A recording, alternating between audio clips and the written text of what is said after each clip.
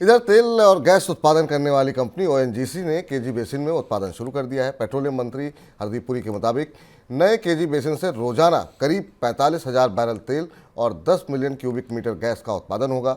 इससे भारत के तेल उत्पादन तथा गैस उत्पादन 7-7% की इसमें बढ़ोतरी देखने को मिलेगी। हालांकि इस बेसिन से पहले रोजाना जितने तेल और गैस उत्पादन का अनुमान था, अब उसमें कटौती की गई है।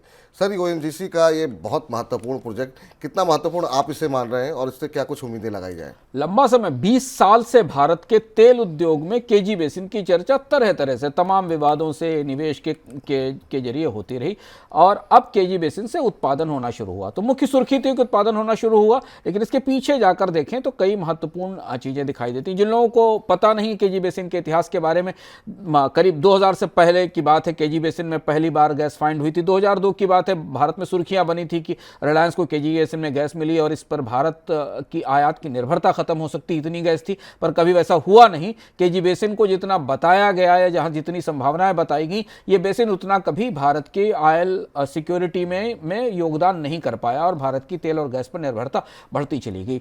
ऐसी ही सुर्खी उस समय भी बनी थी। दो महत्वपूर्ण चीजें समझने वाली हैं तमाम सुर्खियों के बीच में। पहली चीज ये कि 2017 में ओएनजीसी ने केजी बेसिन के से उत्पादन का जो टारगेट दिया था, ये ध्यान रखना जरूरी है, वो 78,000 बैरल पर डे का था। और अब जो पेट्रोलियम मंत्रालय की तरफ से कल कहा गया उद्घाटन के बाद, वो घटकर 45,000 बैरल पर डे पर आ गया है। देखिए, ये केजी बेसिन की बुनियादी समस्या है।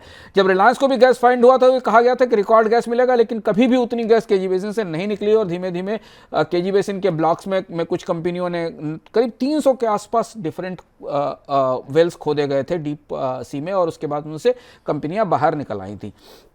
हालांकि ओएनजीसी का एक कहना है कि इस उत्पादन को बढ़ाने की कोशिश करेगी। तो यह पहलू तो यह है कि केजी बेसिन से कितना तेल मिलेगा, यह बाद में पता चलेगा। पर ओएनजीसी की दृष्टि से यह खासी महत्वपूर्ण सफलता है, क्योंकि केजी बेसिन से लंबे समय बाद, 20 साल बाद, थोड़ा बहुत तेल निकलना शुरू हुआ है। ओएनजीसी पिछले 10 साल से लगातार सवालों के घेरे में है। उसके सारे तेल कुएं सूख रहे हैं, उन तेल कुओं में बुढ़ापा आ रहा है, जिसको एजिंग कहते हैं। और दूसरी चीज है कि भारत का घरेलू कच्चा तेल उत्पादन लगातार गिर रहा है।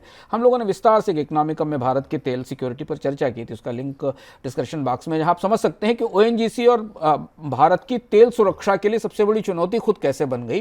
क्योंकि ओएनजीसी ने जो भी कमिटमेंट किए, जो भी वादे किए, वो कच्चे तेल उत्पादन के आज तक पूरे नहीं हो पाए हैं, और इसलिए भारत को ज्यादा आयात करना पड़ रहा है। इसलिए उम्मीदें ज्यादा हैं कि केजी बेसिन के इस डीप सी कुएं से तेल निकलना शुरू होगा। पर लक्ष्य को देखने के बाद ऐसा लगता है कि ये वक्त बताएगा, अगला 3-4 साल बताएंगे कि केजी बेसिन ने भारत की एनर्जी सिक्योरिटी में कितना योगदान दिया, क्योंकि इससे पहले भी तमाम कोशिशों से के नतीजे अपेक्षाओं के मुताबिक नहीं आए।